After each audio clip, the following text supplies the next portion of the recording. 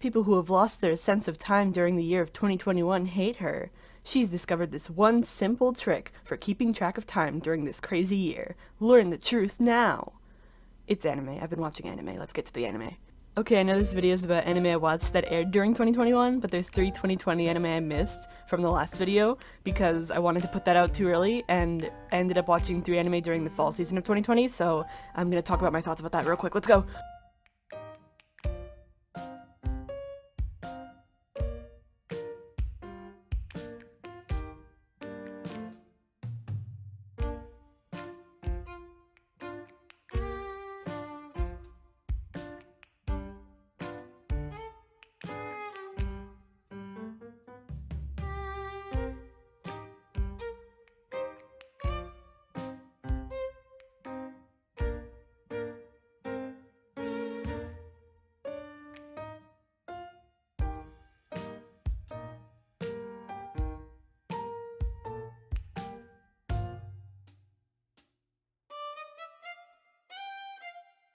Okay, those 3 are done. It's time for the actual anime that aired during 2021.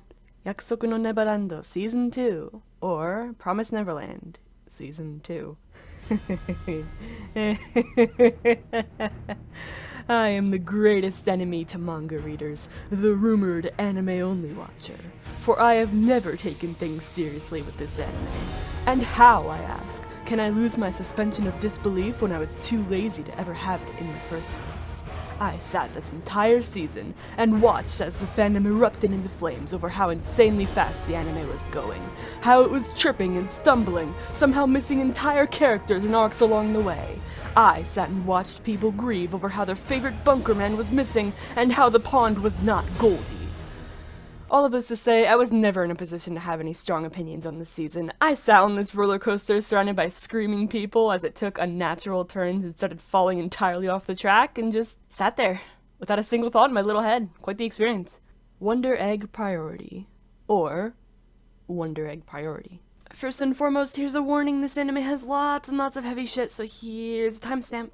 Okay, Wonder Egg Priority has lots of heavy elements, some of which are handled well, such as the trans guy in this episode, or the scenes where the girls ask themselves if they want to save the person that they're meant to save for that person's sake or for their own sake. There's also Momoe's backstory, wherein she wants to be seen as a girl but keeps thinking back to a time in the nurse's office where her classmate wanted intimacy from her, but saw her as a boy. The way it's kind of subtly brought up whenever Momoe feels weird about her own gender is pretty nice. It's also really cool how the 4 main girls become like this mentally ill kind of group. I've seen people like me have a good laugh over some of the jokes made between them, and usually they connect heavily to one of these 4, if not all 4.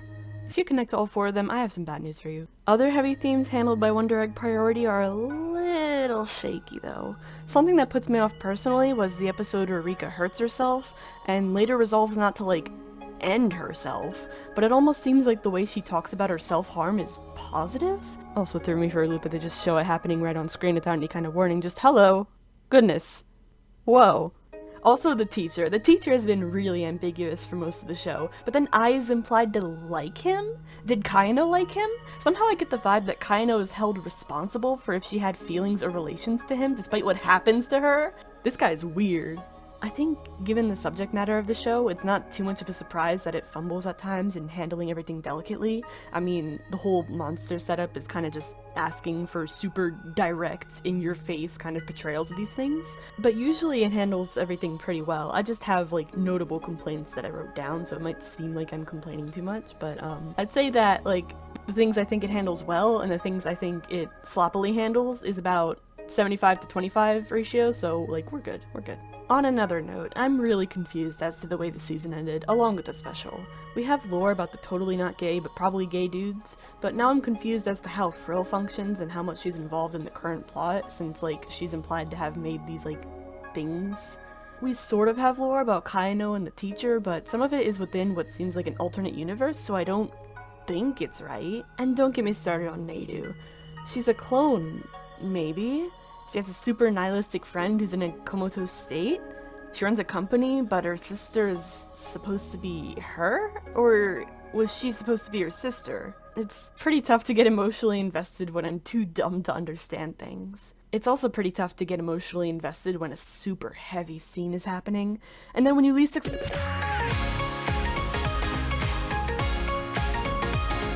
Gotobun no Hanayome, FF, or Quintessential Quintuplets, FF. At least I think you just say FF? I have no idea. I hadn't watched the first season back when it aired, but when this season began airing, I grew more interested and went back to give it a chance. And it's really fucking good! The first season is neat, but this season builds upon everything even more. And holy shit, there's lots to thematically dig into. Quintessential Quintuplets focuses on themes of sibling bonds, the concept of fairness, future aspirations, a whole lot. What is first thought of as a funny concept of all these sisters crushing on the same guy grows to be serious and emotionally investing. None of their feelings are a lie or just something to be scoffed at. They all seriously want to pursue a future with Uesugi, but they can't all be the winner, and this reality dawns on them in this season. They start catching on to each other's genuine romantic feelings towards him and react in their own ways. Nino charges in without hesitation, whereas Miku wants a fair competition between them in order to use a possible victory as confirmation that she can proceed without worry of the others claiming foul play. Ichika uses everyone's similar looks to blend in and confuse matters, whereas Itsuki doesn't realize a thing. Yotsuba wants things to be fair, but her definition of fair is skewed against herself, and works to give anyone besides herself handicaps and help as needed. But it's not all about the romantic conflict, because at the end of the day, they're sisters who care for each other. Making money, Ichika works hard, but the others realize her efforts and work to make money as well. The quintuplets all agree to look the same when visiting their grandfather, who dotes on the five and wishes they get along as they did when they were kids. Which ties perfectly back into the conflict. Just because they all love the same person doesn't mean they're as similar as they were back then. They've grown apart to a degree, and have branched out into different passions, whether that be baking, acting, or fashion. And yeah, they butt heads at times. Nino and Itsuki have a big disagreement to the point where Nino tries moving out and living on her own, only to realize that both of them are kinda just being stubborn in their own ways. Itsuki and Yotsuba express lots of concern about the five of them as sisters. They don't want to grow apart, as their deceased mother had always taken pride in how close the five were back then. But they're not the same person, they're individuals. They can't all win. It can't always be equal. It isn't always fair.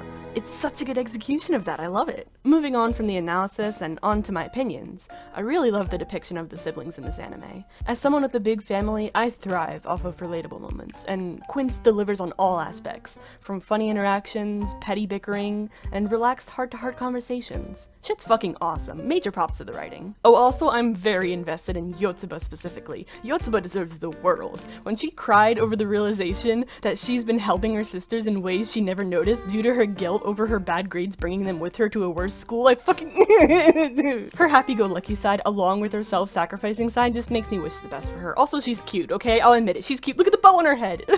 Osomatsu-san Season 3, or fucking Osomatsu-san Season 3. What else do you think the fucking name would be? That's so mean, that's so aggressive. We've gone too far, boys. Watching this season was a 50-50 gamble as to whether the skits were funny or not. And the ones that weren't funny this season were painful, really fucking painful. The funnier ones started to get further and further between, to the point where the third season might have just been better with just one core. I mean, how obvious does this show have to get that it's been running for insanely long, than having its last episode full of characters not knowing how to end the show or what to do in general? Or by bringing in two characters who have a ginormous crisis over how to be funny for half of the season. The show felt like it was begging to end earlier than this. Like, you know that scene from season 1 episode 18 where Yami and Osomatsu are crawling to the finish line and they're like melting away? It felt like that sometimes. This season has a lot of skits that just drag. And when it's an unfunny skit, you're being dragged along with it. Look at this one. I'm playing this at 10 times speed. What the fuck? But the third season introduces a couple characters that become semi-main characters across the season. And they're called the AI, or the rice balls, whichever you prefer. And the rice ball robots were interesting enough to carry a lot of the season, as a lot of it revolves around them just learning about everyone and trying their best to understand everything. Katsutomi Yamamoto, who voices both of them, uses slightly different tones of voices for each of them that blend really well. And they always do that thing where one talks, then the other talks, then they both talk. It's great, let me show you. Not to mention the fact that there's something oddly charming about their designs that makes it fun to see their dumb little faces on screen. Going back to the skits, there are some really good skits here and there. The one where they go hiking is a perfect skit that lives purely off of the entertaining dynamics between the Matsus. It's fun seeing them all struggle to normally get along as siblings and make it to the top of this mountain. though my favorite skit of the whole season is the one where they sit around hypothetically ordering pizza. It's so fucking great hearing them take cheap shots at each other over pizza choices. Gradually, more and more of them come into the room, are asked hypothetically, which kind of pizza would you order? And get ragged on. And they end up pestering Karamatsu for his opinion because he's been sitting there the whole time. And he tries to leave and they're like, no, sit down. This isn't about the pizza anymore. This is about you. This is a therapy session. And he's like, you want to know what the fuck I think?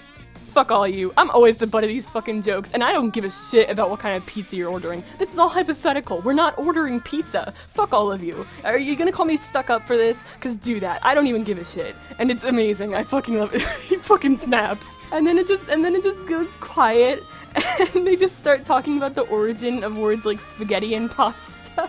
There's just really funny stuff like that appeals to me. There's also really quiet moments, which are few and far between. Like, there's this one time in Season 2, Episode 24, where Osomatsu kind of just sits around aimlessly. There's that time in the movie where the siblings think back to themselves and those around them in high school. And now there's a couple of these moments in Season 3. In Episode 5, the brothers walk home from a wedding and have a relaxed conversation about their thoughts about it all, and how they think their futures might play out. The way the conversation winds naturally as they take the long route home is so atmospheric, and I end up loving it every time I watch it. You wouldn't think this absurdist comedy would have these serene moments, but here we are. The fact that I got these specific skits makes up for the flops that we got. And, I mean, if you were to give me the option to, like, unsee the entire season, I'd be like, nah. I like these, and I like the rice ball robots. You're not taking that away from me. Fruits Basket, final season. Or, yeah, Fruits Basket final season. Alright, so now that I'm all done with the manga and anime, I got lots of stuff to say. First will be stuff I didn't like, then finally we'll delve into the good shit. The thing I like to rag on above all else is Akito's mom. Or more specifically, Shigure engaging with her. Like, Shigure, sir, I know the term MILF exists, but don't actually do that! Especially with how it ends up. Shigure ends up looking creepy as hell. Also, they kind of just never explain his character that much besides being a sad, non-emotional husk of a person. Huh? Also, I'm still not a fan of Uo falling victim to Compet. You shove Uo and Hanajima in my face, have them always together on screen. Always together, and then make Uo fall for the fucking rooster guy? Yeah, I'm still angry about that. What of it? But on the other hand, the other pair I complained about in the Season 2 video, Hatsuharu and Rin, they've warmed up to me. Two unstable people who stabilize each other? Nice. Okay, time for the good stuff, cause I gotta tell you, once Fruits Basket approaches its endgame, it transcends the mortal plane and becomes god tier. Like, holy shit, you'd think I was blasted back to 2012 with how emotional I got over some of these scenes. Like, why the hell does one of its final episodes have to revolve around the concept of crying together? Fuck you, I'm crying too. Fuck you. It's not even just emotion bait either. I'm half tempted to make a full-on analysis video about Fruits Basket, but there's a lot going on thematically. See, when I first read the wiki about how exactly the curse broke, I thought to myself, all this searching around for a way to break the Soma curse, and it just goes away out of nowhere? Really? That's dumb as hell. But then I kept watching and realized how small-brained my previous statement was. It didn't just vanish. The Soma curse itself is symbolic of the cycle of abuse. Akito keeps everyone at arm's length and abuses everyone who disobeys. Toru lets everyone move at their own pace and lends them a shoulder to cry on when they need it. The curse begins breaking for more and more Soma members when they realize that Akito, their abuser, ain't shit and can't do shit to keep them from leaving. And the way that all ties in to the themes of self-acceptance and past regrets, its finale is such a good payoff, thematically and emotionally. I can't handle this. This is so good. Zombieland Saga Revenge. Or Zombieland Saga Revenge. You fucking know I've been waiting for this. Absolute perfection. Like, they literally give a complete banger song in the first episode that perfectly matches their theme of revenge. And oh yeah, I should clarify. Revenge, despite our understanding of the word in English, can also be a term meaning another chance at something in Japanese. And with this season especially, we learn that their entire saga so far has kind of been full of revenges, huh? The zombie thing, I, Sun and Death, and idol troubles, the debt, Saga in the past, and Saga now. Speaking pessimistically, you can say Franz Shushu just can't catch a break, but they're resilient as fuck. The problems they overcome have what seem like even bigger payoffs than season 1 at times. The standout example being episode 4, which I cannot sit still watching for the life of me. On the visual side of things, the CG has improved a whole lot, and I don't think people give it enough credit. The effects, camera work, and most notably the facial expressions have taken a big step up from when we saw them last. And on the emotional side of things, this anime shows me yet again that it knows where to hit me to make me cry, to which I say, stop that, I'm sensitive. And yeah, okay, I know, spoiling some of the amazing performances and moments of this season is kinda shitty to do, okay? But not enough of you are watching it, so maybe I'll hook you in with it, okay? Watch it! Shadow's House. Or, yeah. I just knew I'd love this show when I saw the initial trailer for it. Spooky, mysterious house with a supernatural premise? Yes, sir. Sign me up. Yes, sir. Yes, sir. Call me in tune with my tastes, cause I ended up loving this just as I expected. Ameriko's the cutest protagonist ever. Kate's awkward kindness is heartwarming. Ram is just doing her best, and Joan is a Chad. Oh, also, if you're wondering how I took this anime in, it's one of those anime I watched a few episodes of, read the original manga for, and then returned to weekly. Did you know that the manga is, like, officially in color? It took me a while to figure out. Anyways, back to the anime. I noticed that the adaptation adds a couple details every now and again that the manga didn't have. I think my favorite little detail that the anime added was that when the 5 pairs are walking to the debut, which is a ceremony where the pairs are graded on their synchronicity, the anime adds this detail where 2 pairs are matching paces and the others are out of step with each other. And I was like, oh hell yeah, look at that, look at that, look at that detail. Most of this season is focused on the debut arc, which is understandable because it takes a long fucking time to get through and there's like a shit ton of details that would have been really annoying to have been left out. And honestly, this specific episode, where they're in this room being graded by Edward with like these little dolls being up and down different little shelves on the thing, without him even like saying anything, like they're just doing things without knowing what they should or shouldn't do, and then all of a sudden Edward's just, and it's like, oh shit. Who went up or down? It's so great. I'm getting off track. When it comes to Shadow House in general, some people might say that the big twist is too predictable, and to that I say shut up, I take my wins where I can get them. I am laughably bad at predicting answers to things when I watch a Rita series, but I saw this one coming and I will brag about it forever. They drop enough hints for people to catch on and reveal it at the end of the season, and I'm smart and I won't hear any disagreements. Oh, also about the anime and the manga, the anime adds its own mini-arc for the last couple of episodes since it's caught between major arcs in the manga, and it's alright. This part looks really nice, but story-wise, hand-waving the consequences of Edward's actions kind of chips away at the suspension of disbelief since the literal biggest threat in the series is the consequences of messing with the system, so like, that's a weird choice, buddy. Also, there's this song part, which I assumed was a result of the coffee, because of the off-putting nature and the obscured eyes, but her eyes seem just fine in this like one frame here. Huh? Whatever. Subarashiki kono sekai, or The World Ends With You. I watched some videos about this game that explained the whole spoiler-ridden plot to me, so I came into this anime mostly knowing what to expect. Joke's on me for having Rhyme as my favorite character, right? Joke's on me for liking her outfit and drawing this fan art, right? Well no, joke's on you. Didn't I just tell you I watched videos detailing spoilers of the game before watching this? I knew this was gonna happen. Pay attention. I didn't understand every single detail about the game before going in, so there were a few things that threw me for a loop here and there, and I don't know enough about the game to have much of a say on how well the anime adapted everything. But what I can say is the anime has very stylish animation with defined line art, and the CG is integrated pretty well. I can also say that Rhyme's the best character purely because I said so. Argue with the wall. Bishonen Tanteidan, or Pretty Boys Detective Club. This series is a lot crazier than I first expected. You watch the first episode and you're like, aw, this sad little girl wants to find a shooting star she saw at the happiest time of her life as a little kid. Maybe the star represents like her childhood aspirations. Aw, that's so wholesome. Then they go on to reveal that she saw a fucking war crime with her super seeing eyes, and she's like the only one who ever saw it, so she gets chased down by like a scary organization thing, and who swoops in to save her? Hatsune Miku! Hatsune Miku!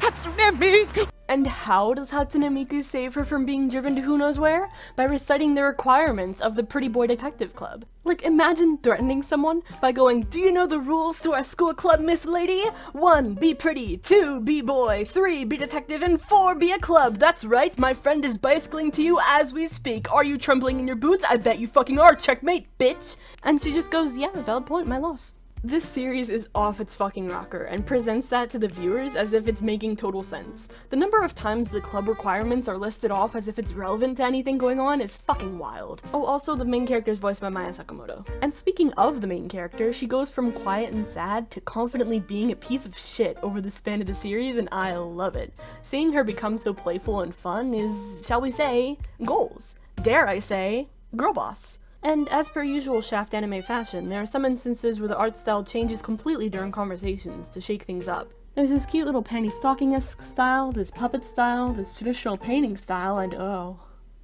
my god. Anyways, moving on. Love Live Superstar. Or Love Live, Love Live, Love Live, Love Live, Love Live, Love Live, Love Live. I don't know why, but part of me expected not to enjoy Superstar. Maybe it was because of the smaller group size, maybe it was because of the character design somehow, but I just didn't think I'd enjoy myself watching this for whatever reason. Which promptly got proven wrong in the span of just one episode. There's a lot of stuff I like in Superstar, so I'm just gonna list them out. Cuckoo's my favorite character, not only because it's interesting having a character of another nationality that speaks their language semi-frequently, but also because she's just... do I even need to explain it? I love how she's a ball of energy yet somehow has zero stamina, how she has such a unique tone to her voice, how her hair kinda just curls around her face like that, and how anytime she's on screen, you're guaranteed a great reaction image. As someone who lives and thrives off of reaction images, Love Live, yet again, delivers. I also really like the Yakusoku. Like, I don't know what you want me to say. It's a funny song and a funny little dance. What do you want from me? Also, I really love Sumire and Kuku's dynamic. The two of them bickering and butting heads are comedy gold, but they also have moments where they just really care about each other and show genuine concern, and I love that. I'm kind of on a time crunch to finish this video before New Year's, so I can't include all the little details I like, but I like this, and this, and this. Anyways, moving on to a final little note about Love Live Superstar. The 3 generations of Love Live are separated by about 5 years each, sort of, kind of, maybe, but the only character that shows up in person between the 3 series is her. I don't think she has a name, but she's an announcer for the Love Live competition, and this bitch never ages a day. Doctors hate her. Uramichi Oniisan. Or Uramichi Oniisan. Comedy anime. Kids show host struggles with depression. His fellow actors also have personal issues. You get the deal. Time to talk about stuff I liked. Okay, so like all the characters have their unique issues and stuff that make them endearing, but Ikiteru in particular was really endearing to me. He had a strict and busy upbringing, which cheated him out of having a fun childhood, so he's usually naive and easily distracted and immature. But something about his naivete brings the group's mood up at times, like that sense of, well, Ikiteru's having a good time, so I might as well too. And I think that's neat. It's not like he's a guaranteed mood booster though, sometimes he's just kind of vibing in the background to himself. And this guy right here, him, he's always thinking about rice balls. Always. Good for him. Oh, also, Mamoru Miyano does a really good job at realistic laughing, and so anytime Ikiteru's like chuckling at something, it's just really funny. Hiroshi Kamiya too, he sounds constantly depressed and jaded, and it's a deviation from the roles I've usually heard him in. The scenes where Uramichi is dressed in oddly skimpy clothing and you can just hear the life drained out of his voice are some of my favorites. Uramichi having a metaphorical door to his heart he almost opens when around someone he thinks he can relate to personally is also a very endearing touch, and the doors swinging closed because of this guy in particular always made me chuckle. Oh, speaking of this guy, I've heard clips in the dub and it sounds pretty funny too. Are you going to— Son of a bitch! What did I say like 15 seconds ago? This thing doesn't exist, and if there's any good in the world, it never will! A comedy anime with stellar performances in sub and dub is probably one of the best things ever. Just because I know more about the seiyus who performed in sub doesn't mean I haven't enjoyed the dub clips I saw. If I properly watched both the sub and dub before recording this, just know that now's about the time in this segment I'd ramble about inflections, translations, and the like between the dub and sub. Anyways, funny anime. These two are my favorites. Also, Usahara keeps talking shit, and I don't know what he expects every time some snide comment flies out of his mouth. Talk shit, get hit, rabbit. Komi-san wa komuisho desu. Or, Komi-san can't communicate. I'll tell you what, it takes a kind of anxious bitch to know an anxious bitch, am I right? I'm sorry, neither of these two are bitches. I revoke my rude choice of words. Besides a couple characters I don't care much for, watching this is a pretty good experience. Tadano, Komi, and Najimi are the world, and my favorite moments pretty much always involve some combination of the three. That's it, I ran out of things to say. I'm sorry, I don't have much to say, but I like this a lot. Words. Mieruko-chan. Or Mieruko-chan. Damn, a bitch with anxiety really be relating to anything nowadays. Having panic attacks that don't surface as something visible to other people and being unable to explain the anxiety at the perceived risk of things becoming even worse? Yeah, I'ma just, put that in the anxiety media pile. I've already read what's out of the manga, and they've been adapting the emotional stories, and I am so very fragile, please stop making me cry. I'm writing this after the teacher's been reintroduced in the anime, and I know what's coming, and I'm not ready for that either. Hi, hello, finished the anime. Quick update. Fun fact, did you know this specific emotional chapter of the manga was really popular on Tumblr for some time back in the day? The Kin one got pretty popular too. That's how I found this manga out. After seeing these pop up enough times, I started reading it. That's it, I ran out of things to say again. Okay, so that's it for the anime I have notable things to say on this year, but I also watched Agretsuko Season 4 when it came out, which is like while I was writing and scripting and recording all of this, but I couldn't think of anything to say about it besides just saying I liked it, and then I'm fond of the design of this new character. Also, I'm eyeing down this anime since I saw its opening just like yesterday, and I might watch it from the brief clips I've seen, but for now I'm just kinda looking. Anyways, I want to ramble about the openings and endings that were my absolute favorites from this year. I have a thing for great openings and endings, you see.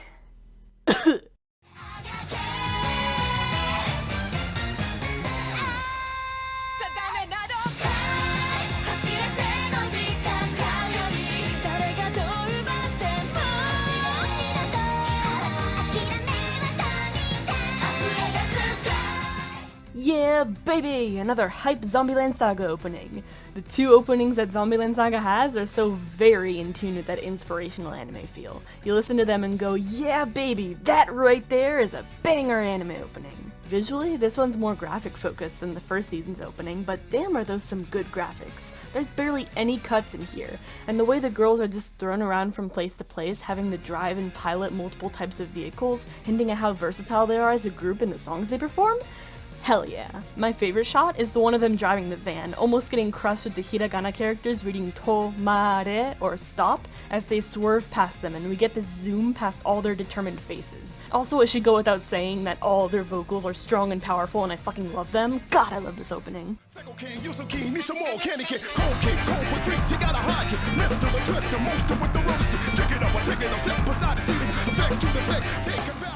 So from what I know, this is the game's opening, but remastered. Kinda like how Persona does things, where one song can have vastly different sounding versions. The game version of the song has very robotic sounding vocals with a retro feeling, whereas the anime version is very crisp with a singer who is just feeling the music. I'm not about to compare by saying one version is objectively better than the other, but I will say that I have a heavy bias towards the anime version. And as an opening, like visually, I love it.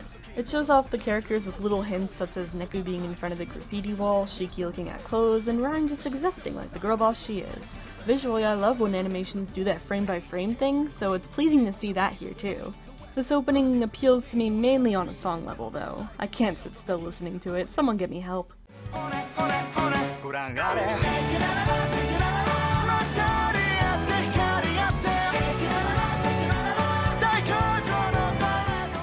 This anime's opening is one of the best of this year, and I won't hear disagreements on that. You got Sumika's happy music, beautifully animated character shots that tell a clear story of Dojima's life being brightened by this club, and a long dancing sequence? Hello?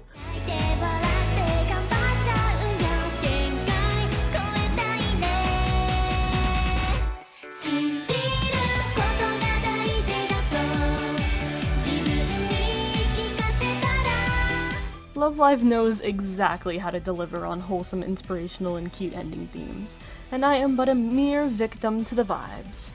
I mean, come on, can you blame me? Look at this face, look at them cheering, look at them dancing, look at them gradually popping in frame and joining, listen to how pretty it sounds. I also didn't even notice until I was watching it in more detail that this specific shot of them running has so many different character details going on. The shot only lasts for like less than 5 seconds or so. Like each of the 5 running has like little different details that are so unique to them. This ending theme is pure happiness.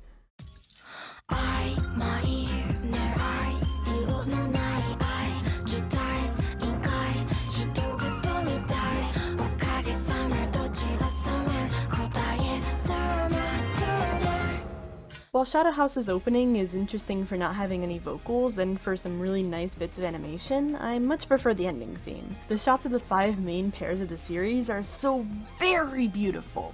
The coloring, the lighting, the blur focus. Part of the reason I keep rewatching this is just to stare at the absolute beauty of these 5 shots. Anyways, after some foreshadowing with details like the key and what I think is the diary, we get some really brief shots of the 5 synced up with the notes before the chorus. The utilization of shadows is really cool, especially Patrick and John's side profiles looking like shadows that are part of Ricky and John's faces. Also an interesting bit of foreshadowing again with how Ram and Shirley are surrounded by thorns and both shrouded in shadow. I wonder what that could mean. And then, after this really satisfying running thing with Mieruko and Kate, we get this big gradual zoom out. We start the series only knowing these 2, then learn about the other pairs in their own rooms, see that they're sectioned off into what I think is the children's building, then see them surrounded by soot raining down on them, then we see a much bigger building behind them, which I think is the main section of the Shadow House. And even if my guesses here aren't exactly right, it's very obvious that this shot is implying that Mieruko and Kate have much more to struggle against than they expected, as by the end of the zoom out you can barely make them out anymore. Oh, yeah, the song. The song is really nice, and I love the singer's whisper sort of voice at first. The way she's really breathy throughout the whole thing just kind of fits, even if I don't have the words to describe why. Also, the wordplay throughout the lyrics is really neat. Or, what do you call it? Not wordplay, alliterations? Those. Damn, I kinda didn't think of a way to end this video. Thanks for watching.